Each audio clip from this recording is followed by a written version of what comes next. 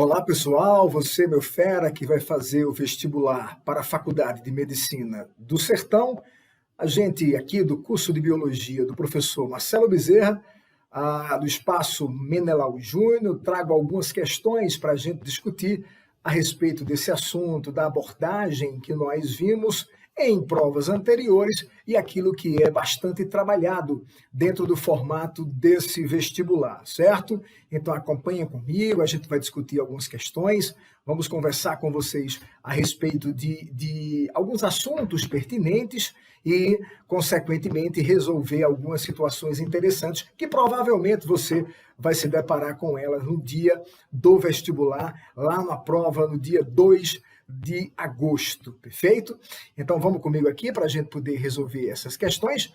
Eu te chamo para a gente vir aqui para a primeira questão que eu selecionei para vocês, que traz já uma abordagem voltada para a organização essencial de um ser vivo, que é a organização citológica. Partindo desse pressuposto, a gente entende que a vida iniciou em um processo de sistema biológico individualizado, microbiológico, pois trata-se de uma célula onde essa célula é vista a microscopia, um sistema individualizado, mas competente ao ponto de gerar autossuficiência, trânsito energético, a própria alimentação em algum deles, outros retiram do meio ambiente formas de se nutrir, de alimentar-se e também interagir com outras formas de vida. Quando a gente parte para o princípio citológico, a gente vem de uma evolução, de um dado evolutivo significativo, que é justamente o comportamento morfológico e fisiológico celular. Essa questão mesmo, ela trata de dois pontos distintos de organização celular, pois só tem esses dois mesmo, que é a organização procariota e a organização eucariota. Então, do ponto de vista evolutivo, essas duas situações, elas nos mostram que os seres vivos, todos os seres vivos, eles estão inseridos nesse processo citológico. Veja o que diz aqui para a gente. Os organismos vivos podem ser formados por células procarióticas ou eucarióticas. A principal diferença entre essas células é a presença ou não de um núcleo delimitado por uma membrana. Considerando esse aspecto, é correto afirmar que, lembrar que ele disse aí no enunciado, a principal característica. Quando ele falou aí a principal característica, ele trouxe para a gente, obviamente, que não é a única, mas é uma determinante. Aí o aluno me pergunta assim, professor, e por que essa característica é tão determinante? Esse núcleo individualizado, isso é tão importante para a célula? Porque a gente sabe que o núcleo armazena o maior patrimônio, a maior riqueza que a célula apresenta, que é o seu material genético. Nós somos a expressão do nosso material genético, a expressão das moléculas de DNA que nós temos dentro de nossas células. Consequentemente, se esse material genético estiver individualizado, se esse material genético estiver separado dos demais componentes de uma célula, consequentemente ele interage melhor, ele torna-se mais reativo entre si, desenvolve mais, e por isso que os seres eucariontes apresentam essa característica. Há uma disparidade muito grande, a gente não pode esquecer, entre a distribuição de um ser procarioto com um ser eucarioto. Para você ter ideia, dentro da escala dos cinco reinos, nós temos apenas um reino constituído de seres procariontes, que é o reino Monera. Do reino protoctista para frente, todos os indivíduos são ditos eucariontes. Mas a gente não pode esquecer que essa não é a única característica que diferencia. Os seres eucariontes, eles também apresentam uma diversidade de estruturas membranosas dentro da célula, uma abundância, uma riqueza de organoides intracelulares, que são corpúsculos responsáveis pelas funções que a célula realiza. Então, todos eles apresentando membranas são comuns aos seres eucariontes, enquanto que os procariontes apenas vai apresentar como característica de organoides citoplasmáticos ribossomos, apenas os ribossomos, mas ele não é constituído dos demais organoides citoplasmáticos. A gente deve lembrar também que na evolução desse tipo de células só existe, dentre os procariontes, seres unicelulares. Não há seres que possam ser pluricelulares, muito menos multicelulares.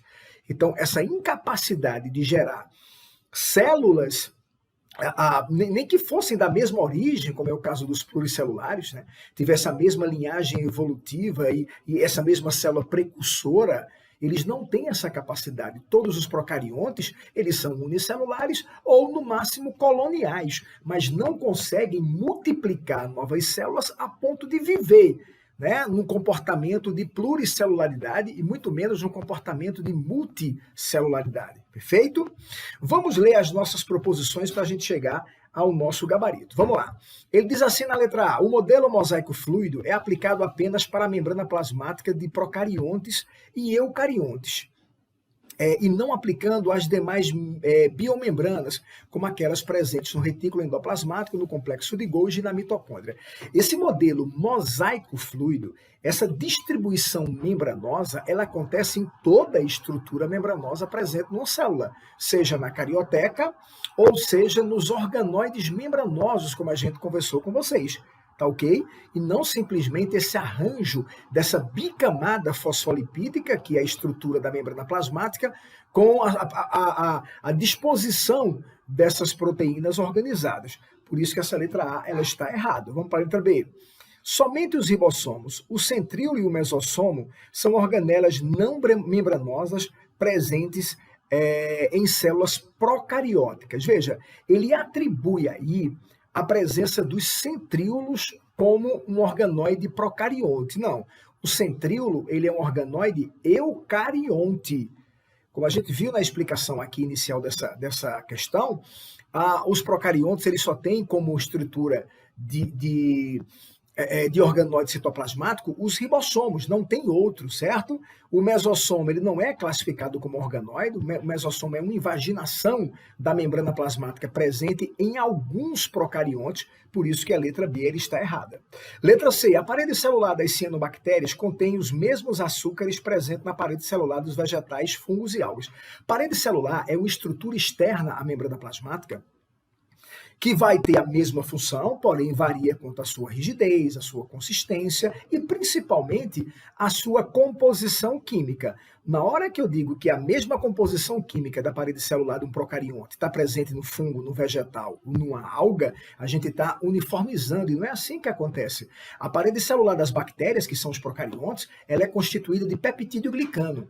Enquanto que os vegetais têm celulose, enquanto que os fungos têm quitina, as algas apresentam celulose, mas apresentam também outras estruturas na composição de sua parede celular, então isso aí varia, por isso que a letra C está errada. A letra D, transportes como osmose e difusão simples ocorrem por meio da membrana plasmática de células procarióticas e eucarióticas, com grande consumo de energia na forma de ATP. Aí é onde ele entrou em contradição, gente. A gente sabe que osmose e difusão, independente de ser difusão simples ou difusão facilitada, são processos de transportes através da membrana plasmática que não vai requerer gasto energético, por isso que são chamados de transportes passivos, tá ok? E não ativos. Então nos resta aqui o gabarito da letra E, que é o nosso gabarito, que diz assim: o DNA, o RNA mensageiro, o RNA transportador e o RNA ribossomal, ácidos nucleicos presentes em células procarióticas quanto em células eucarióticas, atuam na síntese proteica. Isso aí está correto porque ele trouxe para a gente os ácidos nucleicos, que são DNA e RNA, mas fracionou aí os tipos de RNA, mensageiro, transportador, ribossomal, que são oriundos do DNA através da transcrição e atuam sim na síntese de proteínas. Beleza? Vamos para a questão 2 nossa agora. A gente vai para a genética, vai para um assunto abordado também no vestibular de medicina do Sertão, onde ele traz uma situação, problema de dia a dia, corriqueira, né? Olha só, após um acidente de carro, uma pessoa é levada rapidamente ao hospital, necessitando de transfusão sanguínea. Antes da transfusão, foi realizado o teste de determinação sanguínea. Preciso fazer, para você transfundir o sangue para o paciente, tem que saber qual é o tipo sanguíneo desse paciente receptor, para poder você pegar um tipo sanguíneo do doador compatível. Vamos lá. Antes da transfusão, foi realizado o teste de determinação sanguínea, quando foi coletado o sangue da pessoa acidentada. Em uma lâmina de vidro, pingou-se uma gota desse sangue e adicionou uma gota de soro anti-A e soro anti-B, não é? A seguir, foi observada uma aglutinação das hemácias na gota que continha o soro anti-B. Então, veja, aquela situaçãozinha de diagnóstico, de exame rápido, direto, para saber o tipo sanguíneo. Esquece o fator RH, vamos olhar para o tipo sanguíneo. Então, eu pego o sangue do paciente e coloco uma gotinha de anti-A. Se reagir com anti-A, é porque ele tem um aglutinogênio A. Aglutinogênio é uma glicoproteína presente na membrana plasmática que classifica o tipo sanguíneo. Esse aglutinogênio do tipo A só vai reagir com anticorpo anti-A. O aglutinogênio do tipo B só vai reagir com anti-B. Então, nessa situação aqui, quando ele pingou o anti-A, não reagiu. Então, esse paciente não apresenta o aglutinogênio A. Quando ele pingou o anti-B, reagiu, indicando que esse paciente apresenta o aglutinogênio B. Ora, se ele tem o anti-B, se reagiu com o anti-B e não reagiu com o anti-A, é porque o sangue desse paciente é sangue tipo B. É essa noção que você tem que ter para poder descobrir. Reagiu com o anti-A, tem A. Reagiu com o anti-B, tem B. Qual é o sangue que tem os dois aglutinogênios? AB. Não reagiu com nenhum dos dois. Qual é o sangue que não tem nenhum aglutinogênio? É o sangue O. Reagiu com A e não reagiu com B? Grupo A. Reagiu com B e não reagiu com A? Grupo B, que é o que está acontecendo aqui com esse paciente dessa situação problema.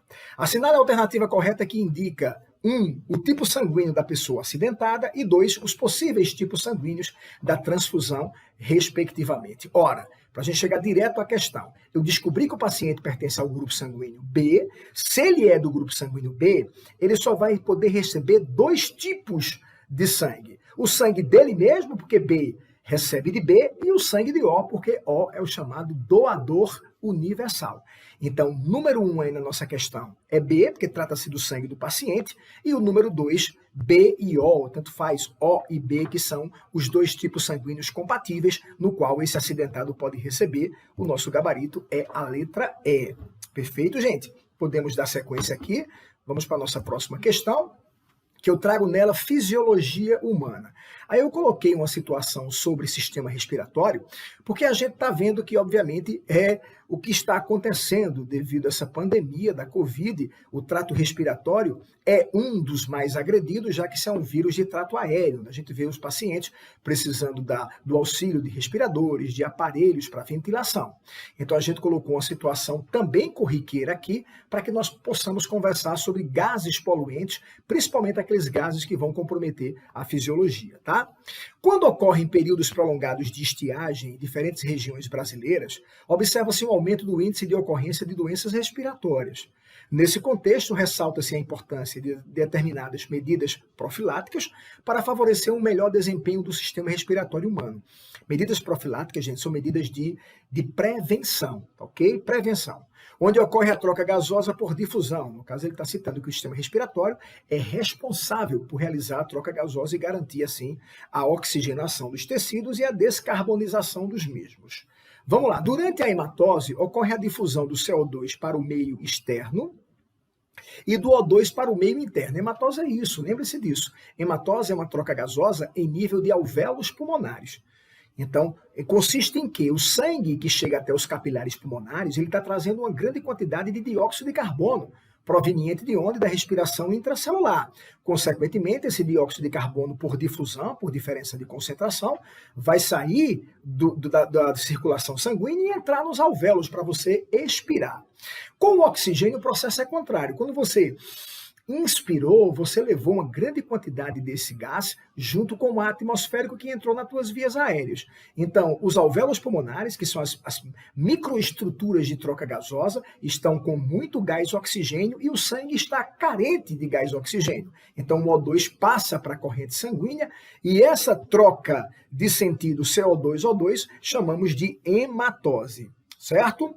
Esses gases são ligados ao pigmento respiratório proteico chamado de hemoglobina, uma proteína quaternária, uma proteína responsável pelo transporte dos gases, a gente vai ver como é que isso acontece, que se localiza nas hemácias, está dentro das hemácias, viu, gente?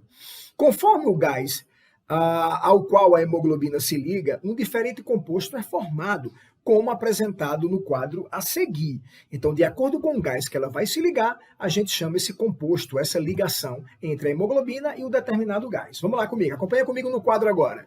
Hemoglobina mais oxigênio, oxihemoglobina. hemoglobina mais gás carbônico, carbohemoglobina. Hemoglobina mais monóxido de carbono, carboxihemoglobina. Muito bem. Sobre as características dos compostos resultantes dessas ligações, verifica-se a seguinte. Então, uma questão de fisiologia, onde ele quer que a gente compreenda a propriedade desses compostos, formados pela ligação da hemoglobina com um desses gases aí, o gás oxigênio, o gás carbônico e o gás monóxido de carbono. Perfeito? Letra A diz assim: a oxihemoglobina é um composto estável, mas pouco disponível nos alvéolos pulmonares. Ora, a oxihemoglobina ela é formada pela junção da hemoglobina com o oxigênio. Ele é um composto estável, apresenta uma certa estabilidade, mas pouco disponível nos alvéolos pulmonares. Veja, o que é que nós vamos entender aqui? Assim que o oxigênio sai dos alvéolos pulmonares e adentra na corrente sanguínea, quase 100% desse gás oxigênio, veja, quase 100%, em torno de 97% vai ser transportado ligado à hemoglobina, formando a oxihemoglobina. Porém, essa ligação apresenta uma instabilidade, porque quando chegar nos tecidos, a oxihemoglobina, no caso a hemoglobina, vai soltar, liberar o oxigênio para poder ele abastecer nossas células. Por isso que a letra A está errada. A carbo e a carboxihemoglobina são instáveis, assim como a hemoglobina livre. Não. A carboxihemoglobina, a gente viu, ela é formada pela união do monóxido de carbono com a hemoglobina. Isso é uma ligação altamente estável. É a mais estável que existe, a gente vai ver os prejuízos que isso traz. Letra B está errado. Letra C, a carbohemoglobina, lembre-se que carbohemoglobina é gás carbônico mais hemoglobina. É um composto estável e muito abundante no organismo. Pelo contrário, ele é instável e pouco abundante. Eu diria para vocês que o gás carbônico é o gás em que a hemoglobina tem menor afinidade. Menor. Para você ter ideia em percentual, enquanto que o gás oxigênio é quase 100% transportado associado à hemoglobina, o gás carbônico apresenta um percentual em torno de 30%, 23%, 25%, no máximo isso. Então é muito pouco, né? Não chega nem a um terço, ou próximo de um terço. Então essa afinidade ela é baixa, consequentemente a estabilidade também é baixa. Letra D, a oxihemoglobina é um composto instável. Até aí tudo bem. Complementado por íons de bicarbonato. Ora, lembre-se que os íons de bicarbonato eles vão completar a ligação entre o transporte do gás carbônico e não do gás oxigênio. Eu falei para você quase agora, vamos colocar 25%, um quarto do dióxido de carbono é transportado ligado à hemoglobina, formando a carbohemoglobina. Então, esse restante, professor, vai ser transportado no sangue sobre que forma? Sobre a forma de íon bicarbonato. Mas é um complemento para o gás carbônico e não para o oxigênio. Então, nos resta a letra E, que diz que a carboxihemoglobina é um composto estável, e é estável, altamente estável, porém letal por asfixia. Sabe por quê, gente? Porque essa ligação ela é irreversível. Na hora que o gás monóxido de carbono, que é um gás que não tem cheiro, né, ele é inodoro, é um gás que ele não tem cor, ele é incolor, então por isso que a contaminação, posso dizer assim, por esse gás é muito perigoso, porque você está aqui respirando ele sem sentir, ele não tem cheiro, ele não dá sinais. Então, o que é que acontece? Na hora em que existe uma elevada taxa de monóxido de carbono no teu sangue, associado à hemoglobina, formando a carboxihemoglobina, essa ligação é altamente estável e irreversível, levando à asfixia química, cuidado com isso, não é mecânica, é uma asfixia química e altamente letal e prejudicial. Perfeito? Vamos para a nossa última questão agora. A gente traz uma questãozinha sobre impacto ambiental. É muito relevante conversar sobre impacto ambiental, né? Sempre vem em prova. Ele diz assim, ó, em Bacabeira, no Maranhão, deverá ser implantada a maior refinaria de petróleo do país, gerando milhares de empregos durante a fase de construção e instalação. Uma refinaria sempre traz, né, gente? Perfuração dos primeiros poços de petróleo no litoral maranhense e as características do porto de Itaqui apontam o Maranhão como um grande polo receptor e distribuidor de petróleo e derivados para importantes mercados como Europa e Estados Unidos. No entanto, deve-se considerar que o desenvolvimento precisa ser integrado e assegurar uma exploração sustentável. Olha o termo aí, sustentável, responsável, né, gente? Responsabilidade ambiental dos recursos naturais. Nesse contexto, os principais efeitos ambientais que podem advir de uma refinaria são. Então ele traz para a gente uma situação em que nós vamos interpretar e identificar os efeitos, os resíduos gerados, né? O impacto ambiental gerado por essas refinarias. Vamos lá. Letra A diz assim: o desencadeamento do processo de eutrofização e comprometimento ecológico das áreas de proteção ambiental, as APAs, como ele coloca aí, do litoral maranhense. Veja, eutrofização é poluição da água, mas essa poluição da água devido ao aumento de moléculas orgânicas ali, de compostos orgânicos. Geralmente a eutrofização está associada a rios, a afluentes que circulam em grandes cidades e são contaminadas por esgoto, né, fertilizante agrícola, então não tem nada a ver com refinaria. Letra B, poluição radioativa por meio de explosões atômicas da água utilizada para o resfriamento dos reatores e lançados nos corpos d'água. Veja, isso aí seria um comprometimento de uma usina nuclear e não de uma refinaria. A usina nuclear é que gera esse tipo de poluição. Letra C, emissão de metais pesados nas águas interiores do estado, nas águas interiores do estado, ocasionando a intoxicação de organismos aquáticos e comprometimento da integridade dos sistemas naturais. Isso aí estava associado mais à questão do cultivo da lavoura, né, da agricultura, dos garimpeiros, mas não de refinarias. Letra D, emissões atmosféricas de poluentes e elevadas cargas orgânicas nos efluentes líquidos. Perfeito. Aí você tem a destinação do resíduo.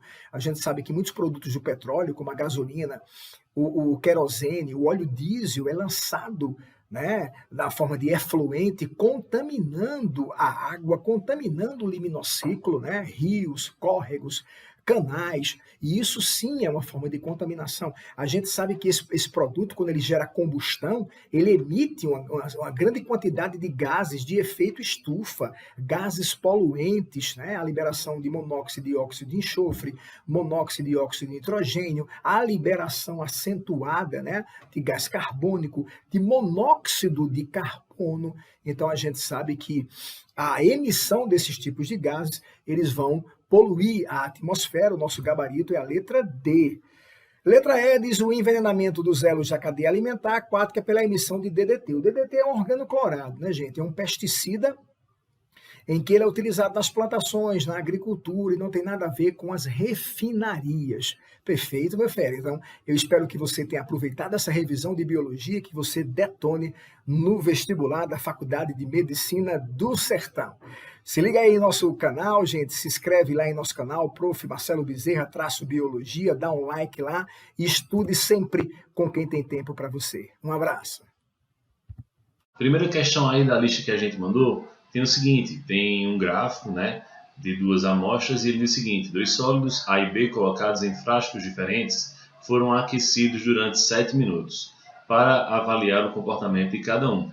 O gráfico da curva de aquecimento representado a seguir foi construído anotando-se a temperatura de cada sólido durante o processo. A partir do resultado do experimento, A e B correspondem a. Então vamos lá, se a gente observar aqui, a gente vai ver que A, que é esse mais escurinho aqui, certo? Então A tem dois patamares aqui em que a gente verifica uma temperatura constante, o que é comum em substâncias puras, certo? Então, amostras de substâncias puras, a gente vai ter esse comportamento aí. Enquanto que a amostra B, a gente verifica que em nenhum momento desse aquecimento aqui, a gente tem esse patamar e essa temperatura constante por um período de tempo, indicando uma mudança de fase de agregação. O que a gente tem mais diferente nesse gráfico aqui ao aquecer é esse ponto aqui, né? Mas nesse ponto aqui a temperatura continuou subindo. Então a gente não teria especificamente aí uma temperatura de fusão, já que a gente tem um sólido, né, que está aquecendo. Então a amostra A representa uma substância pura, né? E a amostra B representa aí uma mistura comum. No caso aí a questão faz a opção por dizer que essa amostra B seria uma solução, certo? Então seria uma solução aí de uma mistura comum, beleza? Já que não tem um ponto de fusão bem determinado. Essa temperatura de fusão, aliás, a fusão acontece e a temperatura continua variando, beleza? Então a resposta aí dessa primeira letra C. Vamos ver aqui a segunda. A segunda também com gráfico de mudança de fase de agregação, né? E ele diz o seguinte, do SSA da UPE, né, de 2020, que foi aplicado agora no início do ano, no final do ano passado. Ao analisar um material sólido, uma cientista produziu um gráfico que relaciona a temperatura por tempo, descrevendo o aquecimento desse material. Então, ao final do experimento, ela concluiu ser o material constituído por uma substância pura. Assinala a alternativa que apresenta o gráfico produzido pela cientista. Gente, dois pontos chaves aí. Primeiro, ela já disse aqui que a minha amostra é de uma substância pura, certo? Eu tenho uma substância pura. E ele diz que é um gráfico de aquecimento. Beleza? Então, se a gente for observar substâncias puras, a gente tem temperatura de fusão e temperatura de ebulição constantes, né? O que a gente verifica aí no gráfico da letra A. Mas, professor, e o gráfico da letra C? Também não tem dois patamares aqui? Tem. Também é de uma substância pura. Mas esse gráfico aqui é um gráfico de aquecimento, gente. A temperatura aqui ela está diminuindo, se você observar. Então, se a temperatura está diminuindo, não é um gráfico de aquecimento, como foi apontado aqui no enunciado, certo? Então, a gente teve aí a resposta à letra A. O que apresenta um aquecimento realmente da tua amostra é o que a gente vê aqui, com uma temperatura de fusão aqui constante, certo? E aqui uma temperatura de ebulição constante também. Então, a gente tem a resposta aí do segundo, letra A. Na terceira questão, a gente tem o seguinte, questão da FPS, o vestibular do meio do ano passado, 2019.2. O níquel é um metal de transição, de coloração prateada, bastante resistente à corrosão e que pode ser encontrado em diversos minerais. Existem 5 isótopos naturais de níquel, cujas massas atômicas e abundâncias relativas são apresentadas na tabela abaixo. E aí a gente tem a tabela com esses 5 isótopos aí, 58, 60, 61, 62 e 64 do níquel. E aí ele diz em seguida, de acordo com os dados da tabela, é correto afirmar que a massa atômica do elemento níquel, ou seja, gente, é aquela massa atômica que vai aparecer lá na tabela periódica. Então, como é que eu escolho? Eu vou escolher aquela que tem maior abundância? Não, o cálculo é feito a partir de uma média ponderada, certo? Então, eu vou pegar os isótopos que existem do elemento químico e faço uma média ponderada da sua massa, utilizando a abundância. Então, a gente faz aqui, o cálculo seria a abundância, que é 68, vezes a massa atômica, 57,93,5, mais a abundância de 26% para a massa atômica de 59,930. E aí você ia somando isso aqui. E ao final dividiria por 100, certo? A soma dessa abundância aqui, que vai dar 100%.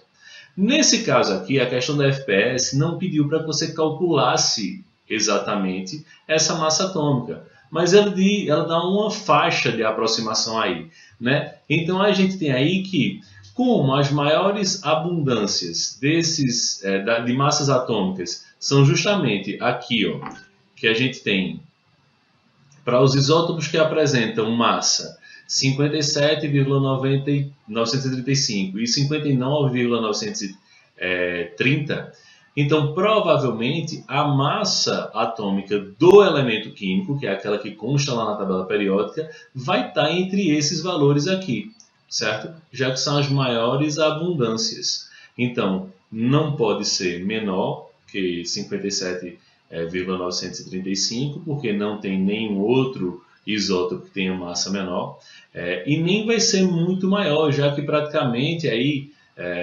2/3, né, da abundância desse elemento químico apresenta essa massa atômica 57,935. Então a gente teria aí uma massa atômica do elemento entre esses dois valores, o que a gente tem como resposta a letra C. Ele é maior que 57,935 e é menor que 59,930, certo? Então a resposta aí dessa terceira questão a gente tem letra C. Quarta questão do SSA da UPE também, agora do final do ano. Observem as imagens a seguir. Trata-se, respectivamente, de uma representação da molécula fluoreno, aqui, certo? A gente tem essa representação aí do fullereno, C60, e da estrutura geodésica de Richard B. Fuller, sei lá como é que se fala, que serviu de inspiração para seu nome. Essa substância é popular pela sua semelhança com a bola de futebol, sua beleza estrutural e suas propriedades físicas e químicas. A relação entre o fullereno e outras variedades de carbono, como grafite, diamante e nanotubos, ocorre a partir de uma propriedade denominada... Veja, então ele traz aí o fullereno, certo? E aí ele cita algumas variedades, né, do carbono. Então ele coloca aqui como variedades do carbono. Ele cita o grafite, diamante, os nanotubos, certo? E pergunta que propriedade é essa. É importante que a gente fique revendo os nomes às vezes, porque as alternativas, às vezes, a gente até conhece a propriedade, mas o nome às vezes foge à mente, certo? Então é lembrar que isso é o fenômeno de alotropia, certo? A alotropia, a gente tem substâncias simples substâncias simples com características diferentes de um mesmo elemento químico. Então, aqui ele dá o exemplo de grafite, diamante e, no caso, o fullereno, mas se a gente pegar aqui, a gente pode ter outros exemplos, né? Os exemplos mais comuns que a gente tem, o oxigênio e o ozônio. São duas substâncias que apresentam características diferentes aí, mas são formadas por um mesmo elemento químico, que é o oxigênio. São átomos de um mesmo elemento químico. Lembrando que esses átomos não necessariamente são idênticos entre si. Beleza? Então, aí na quarta questão, a gente tem a resposta letra D. A gente observa a alotropia. Quinta questão. A gente tem os organismos clorofilados eucariontes e as cianobactérias apresentam a capacidade de transformar água e energia luminosa em oxigênio e o gás carbônico em água. O fenômeno chama-se fotossíntese e é de extrema importância, não só para a manutenção da vida dos organismos, como também para todo o nosso planeta, uma vez que ele é responsável por liberar oxigênio e consumir gás carbônico, e assim permitir a existência de plantas e outros organismos produtores das cadeias alimentares. Questão da FCM do meio do ano passado. A seguinte equação química representa a fotossíntese. Beleza, a gente tem aí a reação da fotossíntese, né? Entre os reagentes e produtos na equação da fotossíntese, podemos afirmar que estão presentes. Então vamos lá, ele quer saber aí a relação entre substâncias simples e substâncias compostas. Então, a gente tem aqui uma substância composta, o dióxido de carbono, certo? A gente tem aqui outra substância composta. Veja que essas três substâncias aqui são formadas por mais de um elemento químico. Então, são três substâncias compostas. E aqui a gente tem uma substância simples, que é o gás oxigênio, certo? Então, aí na quinta questão, o que vai responder é a letra A, três substâncias compostas. Talvez se você procurar aí na prova da FCM, você vai encontrar que essa questão foi anulada, mas a gente deu uma alterada aí para poder ela ficar certa. Beleza? Então, a resposta aí, letra A. Três substâncias compostas estão presentes aí nessa reação. Sexta questão, a gente tem o seguinte: o estanho tem três formas alotrópicas, conforme os seguintes equilíbrios de transição alotrópicas de fases. Então, a gente tem aí uma reação do estanho cinzento, né, a forma alfa, e aí depois a gente tem aqui, quando a gente muda a temperatura, muda para a forma do estanho branco. O estanho branco também, quando a gente muda a temperatura, ele vai para o estanho rômbico. E aí são feitas algumas considerações. Ele continua falando aqui sobre essa reação. Cada alótropo apresenta uma estrutura cristalina específica. Abaixo de 13,2 graus Celsius, o estanho estável é o cinzento, ou o estanho alfa. Já entre 13,2 graus Celsius e 161 graus Celsius, o estanho estável é o conhecido como estanho branco, ou estanho beta. Acima de 161 graus Celsius, o estanho beta converte-se em estanho gama, que se funde a 231,8 graus Celsius. E aí eu concluo o texto, certo? O estanho branco é a forma alotrópica conhecida pela maioria das pessoas e tem uma variedade de aplicações domésticas e tecnológicas, como em ligas e em revestimentos de aço e cobre. Analisando o conceito de alotropia, as formas alotrópicas do estanho. Vamos lá. A gente tem aí, são formadas por diferentes combinações de elementos químicos. Gente, se aqui já no enunciado ele está falando em alotropia, então a alotropia é um fenômeno presente apenas em substâncias simples. certo? É substância simples. Então, combinação de elementos químicos diferentes, eu vou ter uma substância composta, então eu não tenho alotropia. Na letra B, a gente vai ter o seguinte, tem propriedades físicas e químicas diferentes. A gente tem isso realmente, essas propriedades elas são diferentes entre os alótropos, né? Então a resposta aí dessa sexta questão, a gente tem aí a letra B. Letra C, constitui matéria-prima para iguais produtos. Não, se tem características diferentes, como o próprio texto falou aí, vão possuir características diferentes, vão dar origem a produtos diferentes, né? Apresentam a mesma geometria molecular? Não, eles têm estrutura tridimensional aí diferentes também. Apresentam o mesmo ponto de ebulição? Se as características são diferentes, os pontos de ebulição também, certo? Então a gente tem aí como resposta da sexta questão a letra B. Fera, resolvendo agora algumas questõezinhas de física para ajudar vocês nesse vestibular de medicina do sertão, certo? Selecionei algumas questõezinhas que, analisando a prova, analisando a banca, a gente teve uma ideia mais ou menos de como seria esse nível de prova, certo? Então, selecionei 5 questõezinhas aí para ajudar vocês. Vamos lá. Primeira questão, ele fala assim, ó, certo piloto de kart é avaliado durante uma prova ao longo de um trecho retilíneo de 200 metros de comprimento. O tempo gasto nesse deslocamento foi de 20 segundos e a velocidade escalar do veículo variou segundo o diagrama abaixo. Então ele me dá um gráfico de velocidade por tempo e ele quer saber, nesse caso, a medida V no instante em que o kart concluiu o trecho foi. Que medida é essa V? É a medida que está aqui no gráfico, ó, que ele não me deu o valor, ele só me deu esse valor V, certo? Então eu vou ter que achar de alguma forma esse valor V. Eu pensei em várias formas de fazer essa questão e eu achei uma forma fácil de fazer pela área do gráfico. Tu vai entender por quê. Cara, é o seguinte, como esse gráfico é de velocidade por tempo, a área do gráfico me dá o quanto ele andou. E eu já tenho o quanto ele andou. Se eu já tenho o quanto ele andou, eu consigo achar essa variável V aqui, justamente porque eu já sei o quanto ele andou. Então percebe comigo, fera. O quanto ele andou vai ser essa areazinha daqui, que eu vou chamar de área 1, certo? Mais essa areazinha daqui, que eu vou chamar de área 2, mais essa área daqui, que eu vou chamar de área 3, certo? Essa área 3.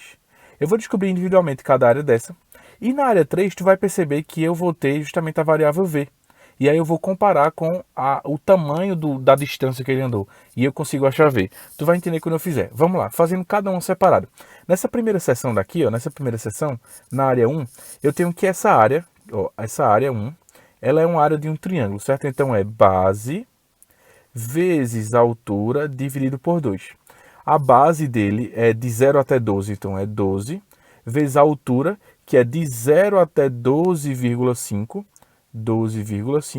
tudo isso aqui dividido por 2. Beleza, fera?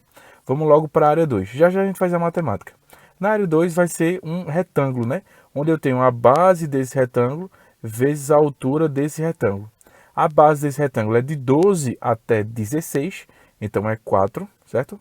Vezes a altura, que é de 0 até 12,5, certo? Essa aqui é a área para a gente descobrir essa área, é a fórmula para a gente descobrir a área desse retângulo daí. E se eu for para a área 3, percebe comigo, Fer, a área 3 vai ser, um trapézio, né? Então, ó, é base maior mais base menor vezes a altura, tudo isso dividido por 2. Vamos lá, a base maior é tudo isso daqui, que se eu olhar no gráficozinho vale exatamente quanto? Vale exatamente V. Então é base maior, V, mais base menor. A base menor é isso daqui, fera, olha para cá, é isso daqui, que é 12,5, vezes a altura, que é de 16 até 20, que vai dar 4, tudo isso dividido por 2, certo? Beleza. Posso cortar já o 2 com 4, sobra 2. Tranquilo? Vamos lá achar o valor de cada um desses, certo?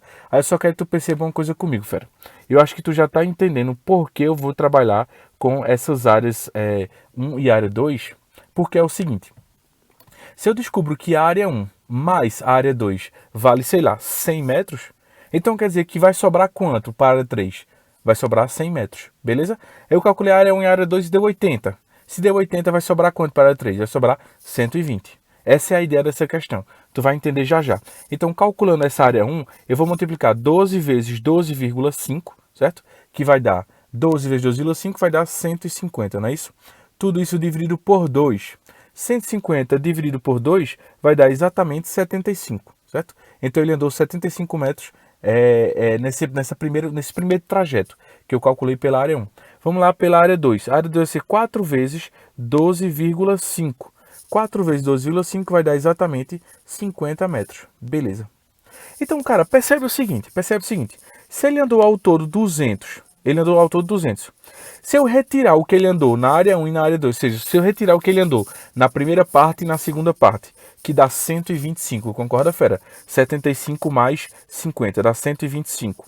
Então quer dizer que se ele andou 125 na parte 1 e andou 125 na parte 1 mais a parte 2, né? Ele andou 125 na parte 1 e na parte 2. Vai sobrar quanto para a área 3? Então vai sobrar para a área 3 200 menos 125, certo? Percebe, isso aqui é tudo que ele andou na parte 1 mais parte 2, então sobra para a parte 3, essa subtração daqui, sobra 75. Ou seja, o que ele andou nessa parte 3 foi justamente 75 metros, que é igual a V mais 12,5, tudo isso entre parênteses multiplicado por 2. Basicamente isso, fera. Então, com essa equação que eu montei, eu acho o valor de V, que é o que ele tanto quer. Beleza, fera? Então, vamos fazer o seguinte. Vai ser 75. Esse 2 que está multiplicando, ó, ele vai passar dividindo. Ele vem para cá, certo? Então, eu vou ficar, ó, continuando aqui, vou ficar com 75 dividido por 2, que vai dar 37,5, é igual a V mais 12,5. Beleza? Logo, V vai ser igual a 37,5 menos 12,5. Beleza, fera? Agora percebe, ó, tu pode... A gente faz a questão todinha, chega no final e o cara pensa, pô, eu errei porque não tem alternativa. Porque se tu notar, quando eu subtrair tudo isso daqui, V vai dar quanto? 25. Qual é a unidade de tudo isso que eu estou fazendo? Olha para o gráfico. Metros por segundos, metros. Então, se for velocidade, está em metros por segundos. Tranquilo, fera, percebe a unidade. Aí tu fala, beleza, professor, então tá errada a questão, né? Porque não tem alternativa. Aí tu fala, eita, tem, letra E. Mas, cara, olha as alternativas, estão todas em quilômetros por hora. Aí o cara faz a questão todinha, tem um raciocínio, chega e marca a letra E. Tá totalmente errada a letra E, porque eu achei em metros por segundos. Percebe as unidades, fera, percebe as unidades. Não erra isso não, certo? Beleza. E agora o que é que eu faço? Eu tenho que passar para quilômetros por hora, que é o que ele quer.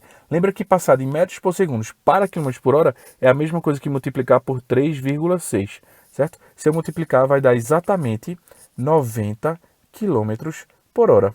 Alternativa, letra A. Beleza, fera? Vamos embora agora para a segunda questão. Se liga, fera. Segunda questão. Fera, segunda questão agora.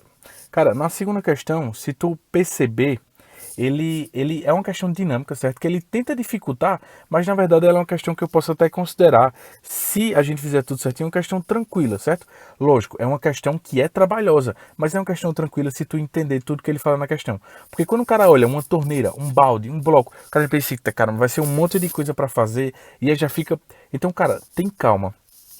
Pensa direitinho, lê a questão que tu vai entender. Ela não é muito difícil. Ela visualmente é difícil assim. Quando cai no vestibular, com toda a atenção, todo o estresse, lógico que ela se torna uma questão mais chatinha, mais difícil. Mas é uma questão que se tu lê direitinho, com calma, tu consegue compreender. Vamos lá. Segunda questão, ele fala o seguinte, ó. Ele diz assim, ó. Um balde de 400 gramas é suspenso por um fio ideal, que tem uma extremidade presa a um bloco de massa 12 quilos. O conjunto está em repouso, então está em equilíbrio, né? Quando se abre a torneira que proporciona uma vazão de água de 1 kg, no caso ele dá esse pezinho aí, pessoal, a gente chama de Ru, que é a densidade, a densidade específica desse líquido, certo? Então a cada litro desse líquido é 1 kg desse líquido, certo? É água, né? 1 kg é 1 litro, beleza. Continuando, aí ele fala que a vazão é constante e são iguais a 0,2 litros a cada segundo. Então, para cada segundo que se passa, a torneira está depositando dentro desse balde aí 0,2 litros de água. Ou seja, 0,2 quilos, né? Concorda? Porque 1 quilo é 1 litro, então 0,2 litros são 0,2 quilos. Então, a cada segundo que se passa, é adicionado 0,2 quilos dentro desse balde, beleza? Aí ele fala assim, ó. Sabendo-se que o coeficiente de atrito estático entre o bloco e a superfície μe vale 0,4 e que a polia é ideal, esse bloco iniciará seu deslocamento no instante imediatamente após. Cara, é o seguinte, esse bloco ele é puxado justamente pela força de tração desse fio, né? E essa força de tração, ela é exatamente o peso do conjunto, ó, o peso do conjunto balde mais água, certo? Mais água. Então é basicamente isso. O bloco ele é puxado justamente pelo peso do balde mais a água, certo? Então, para que fique em equilíbrio, vai existir um atrito contrário a esse movimento, que a gente chama de força de atrito estático, certo? Ou seja, veja o que eu vou dizer agora. Para que o bloco fique em equilíbrio, a força de atrito estático ela deve ser igual ao peso do conjunto, que é o balde mais a água, certo? E aí ele quer saber justamente esse bloco iniciará seu deslocamento. Quando é que ele vai iniciar o deslocamento? Quando o peso do balde mais da água vencer a força de atrito estático máxima.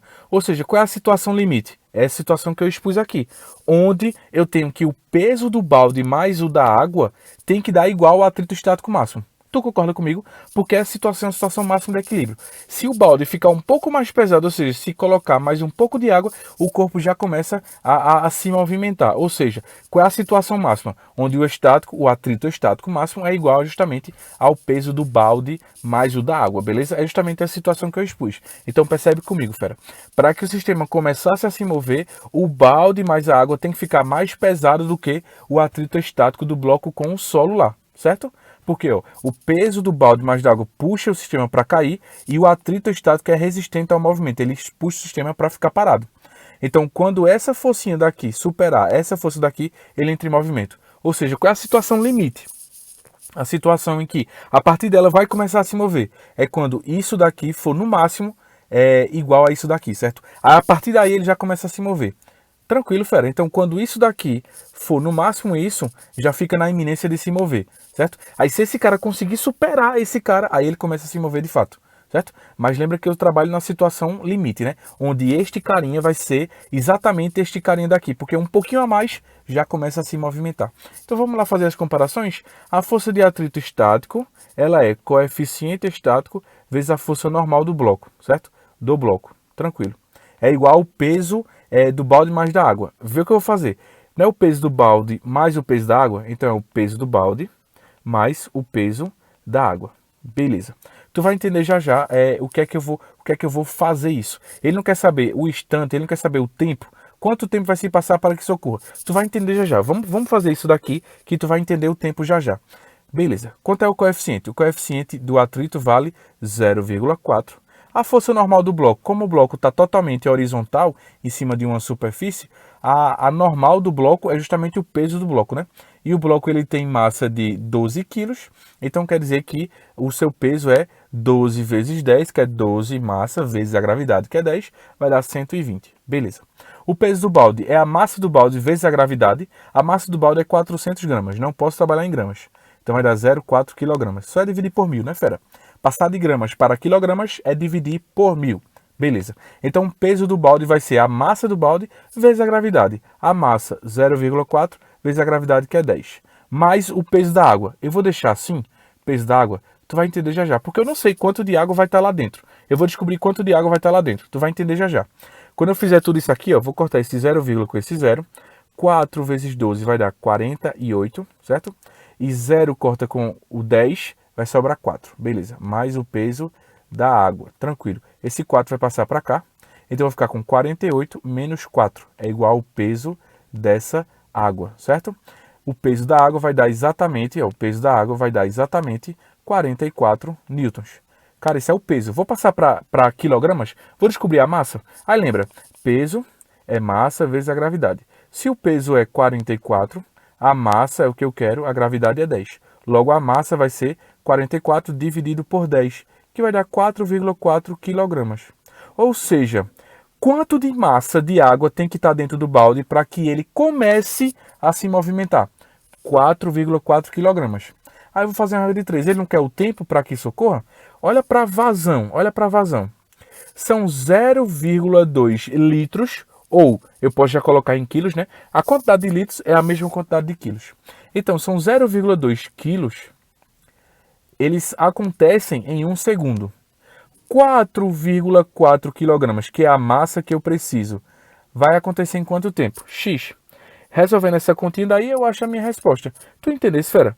É basicamente a ideia central é descobrir a massa de água que tem que estar no balde para que o sistema fique na iminência de se movimentar. Na iminência de se movimentar é justamente quando as duas forças aí são iguais. Aqui tenta puxar e aqui tenta atrapalhar, que aqui atrapalha a força de atrito.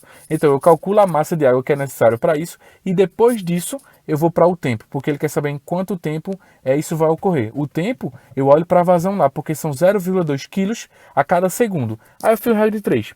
0,2 kg está para 1, bem como 4,4 kg vai acontecer em quanto tempo? É simplesmente isso. Então fica x vezes 0,2 igual a 4,4. Logo, x vai ser igual a 4,4 dividido por 0,2.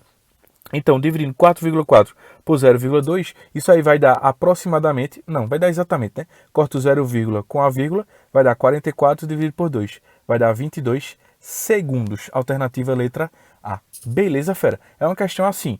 Vou ser sério contigo, não é uma questão extremamente difícil quando tu entende o raciocínio dela, mas na hora do vestibular vai ser difícil sim, porque tem o estresse, tem aquela agonia toda, e assim, é uma questão que nos vestibulares, no vestibular do Enem, por exemplo, seria uma questão que tu poderia pular, porque no final, muita gente ia ser considerada uma questão difícil, mas como a gente tem poucas questões na Faculdade de Medicina do Sertão, então é uma questão que a gente teria que acertar. Beleza, fera? Então tá aí respondido para vocês. Vamos embora agora para a terceira questão. Fera, terceira questão. Vamos lá. Na preparação caseira de um chá, aconselha-se a aquecer a água até um ponto próximo da fervura. Retirar o aquecimento e em seguida colocar as folhas da planta e tampar o recipiente. As folhas devem ficar em processo de infusão por alguns minutos. Caso o fogo seja mantido por mais tempo que o necessário, a água entrará em ebulição. Considere que a potência fornecida pelo fogão à água é igual a 300 watts e que o calor latente de vaporização da água ele me deu aí o calor latente de vaporização. Mantendo-se o fogo com água em ebulição e o recipiente aberto, qual é a massa de água que irá evaporar após 10 minutos? Beleza, ele está dizendo já que já vai entrar em ebulição, né? Já vai vaporizar essa água. Então, se eu já sei disso, então o que é que eu vou fazer? Eu vou já trabalhar com calor latente, porque eu sei que é exclusivamente mudança de fase. Tranquilo? Beleza. Ele quer saber quanto de massa vai evaporar de água. Só isso que ele quer saber. Tranquilo. Eu sei que, eu vou escrever o que ele me deu. Ele me deu que a potência desse fogão, desse forno, enfim, tanto faz, é de 300 watts. Percebe comigo, fera? Então são 300 joules a cada segundo, que é o que ele emite, certo? Ele fala de potência e ele fala de vaporização. Então vê o que eu pensei. Potência é igual a energia sobre o tempo. Mas quando ele fala de calor, potência é calor sobre o tempo. Concorda? Beleza. Aí percebe comigo. A potência ele me forneceu, que é de 300. Tranquilo. O calor. Esse calor aqui é sensível ou é latente? Vai ser latente, né? Porque ele fala que está ocorrendo, um processo de mudança de fase. A evaporação, a vaporização. Tranquilo? Então o que é que eu vou fazer? Esse calor aí vai ser massa vezes o latente de mudança de fase. Porque lembra que esse calor daqui é de mudança de fase, então ele vai ser um calor latente, beleza? Latente. Escrevi latente. Sobre o tempo. O tempo que ele fala aí são um tempo de 10 minutos. Mas lembra que o Watts pede que o tempo seja em segundos. E são 10 vezes 60, certo? 10 vezes 60, cada minuto tem 60 segundos. Então é 10 vezes 60. Beleza. Então eu tenho esses dados daí. Cara, 300 vezes 10 vezes 60, passei tudo isso aqui multiplicando para cima, é igual a massa vezes o latente de mudança de fase. Beleza. A massa é o que ele quer e o latente de mudança de fase, o calor que ele me deu aí, é de 2,25 vezes 10 a terceira. Então vê como vai ficar. Vou multiplicar logo tudo isso aqui, vai dar 3 vezes 1 vezes 6, que vai dar 18, e eu repito a quantidade de zeros que eu estou enxergando aqui, que são 4 zeros. 1, 2, 3, 4. Beleza. Tudo isso aqui é igual a m vezes o L, que é 2,25 vezes 10 a terceira. Cara, 10 a terceira de um lado eu posso cortar com 3 zeros, que é 10 a terceira do outro, né? Eu cortei. Vou ficar com 180 igual a m vezes 2,25. Logo, m vai ser igual a 180 dividido por 2,25. Quero te dar um conselho após a gente fazer essa questão, que é justamente o seguinte. Tu tens, quando a questão falar de potência e falar de calor, cara, voa logo para essa forma de potência, é igual a calor sobre o tempo, certo? Aí fica atento às unidades, certo? Se ele deu em watts a potência, o calor ele vai ter que ser em joules, certo? E ele já me deu aí o calor latente em joules, então não precisa transformar nada. Mas se ele tivesse me dado em calorias, lembre de transformar para joules. Professor, como é que eu transformo para joules? Geralmente tu multiplica por 4,2. Mas a questão, ela pode te falar um valor um pouco diferente desse. Fica a critério de cada questão. Tranquilo? Mas lembra, se ele der em watts, então tem que transformar para joules. Tranquilo? Essa é a ideia central da questão. Resolvido isso, é só dividir agora 180 por 2,25. Quando eu divido isso, vai dar exatamente 80 gramas. Beleza? 80 gramas. Então, alternativa letra C. Alternativa letra C. Vamos embora agora para a quarta questão. Vamos lá, fera. Fera, quarta questão, vamos lá. Ele fala assim, ó, uma criança brincando com uma balança de verdureiro, instrumento utilizado para medição de massas, mergulha e tira uma caneca de porcelana de uma bacia cheia de água. Fora d'água, a balança registra uma massa de 360 gramas para a caneca. Ela está sem água dentro, certo? A caneca é só a massa da caneca mesmo. E quando mergulhada totalmente na água, ela fica mais leve, com uma massa de 320 gramas. Cara, antes de a gente continuar, existe um efeito que é provocado por uma força que toda vez que a gente coloca algo dentro da água, essa água empurra esse corpo que entrou na água para fora. A gente chama essa força de empuxo. A gente ainda não viu isso no curso regular, certo? A gente vai ver logo quando virar esse mês de agosto, certo? A gente vai ver empuxo, vai ver gravitação, enfim, um monte de coisa. Depois do livro 3, certo? Então, assim, para quem vai fazer vestibular, eu gosto de colocar esse tipo de questão, porque é um assunto recorrente nas particulares. Beleza. A gente chama esse empuxo aí, esse empuxo, de uma força contrária ao movimento de descendência do corpo. O corpo tenta entrar na água e a água empurra esse corpo para fora, com empuxo. Por conta disso, todos os corpos massivos, todo o corpo que tem massa, quando é colocado dentro d'água, ele, por tendência, aparenta mais leve. Certo? Tanto que a balança diz, ó, a caneca fora da água 360 gramas. A caneca dentro da água, ela tem uma massa menor. Lógico que a massa não muda, mas é porque a balança ela mede o peso, né, na verdade. Aí ela divide por 10 e dá a massa, certo? Mas a massa não muda, certo? Mas aparentemente ela ficou mais leve. Vamos calcular o peso, para a gente falar em termos de peso isso? Ó, são 360 gramas. O certo é passar para quilogramas, dividir por 1000, dá 36 quilogramas, certo? 0,36 quilogramas. Se eu for calcular o peso, é só multiplicar por 10, vai dar 3,6 newtons. Se eu vier para esse cara daqui, ó, 0,32 quilogramas, então o peso vai dar 3,2 newtons. Então quer dizer que quando a caneca está fora d'água, numa situação normal, o peso real dela é 3,6. Quando essa caneca está dentro d'água, ela fica mais leve. Ela fica com um peso de 3,2 newtons. Cara, essa diferença daqui de pesos foi provocada justamente por quem? Justamente pelo empuxo. Então o empuxo é nada mais, nada menos do que a diferença entre o peso real e o peso aparente. Porque o peso real é 3,6 e quando eu coloco dentro d'água, a água empurra para cima, então ela provoca uma força contrária e deixa mais leve. Então o resultado final é 3,2, ou seja, existe um empuxo aqui no meio do caminho de 0,4 newtons que deixa o corpo mais leve. Tranquilo? Então por isso que dentro d'água a gente se sente mais leve, parece que a gente consegue pular mais alto e tal, enfim, é o empuxo, certo? Então o empuxo ele provoca um peso aparente menor do que o peso real, beleza? Tranquilo? Toda vez que ele falar desse estilo de questão de um corpo aparenta ser mais leve, cara, o quanto ele aparenta ser mais leve é justamente o empuxo, certo? A diferença entre o peso real e o peso aparente dele dentro d'água é justamente o empuxo. Então a alternativa, letra A, porque ele quer justamente, ó, com base nas informações, calcule a força de empuxo. O empuxo é justamente a diferença. Tranquilo, fera? Então a alternativa, letra A. Vamos embora agora para a última questão, que é a quinta questão. Quinta questão. Como a gente está falando de uma prova de saúde, eu quis colocar uma questão aí que envolve um pouco de saúde para a gente poder já utilizar algum conhecimento disso. Vamos lá, quinta questão. No estudo dos materiais utilizados para a restauração de dentes, os cientistas pesquisaram, entre outras características, o coeficiente de dilatação térmica. Se utilizarmos um material de coeficiente de dilatação térmica inadequado, poderemos provocar sérias lesões ao dente, como uma trinca ou até mesmo sua quebra.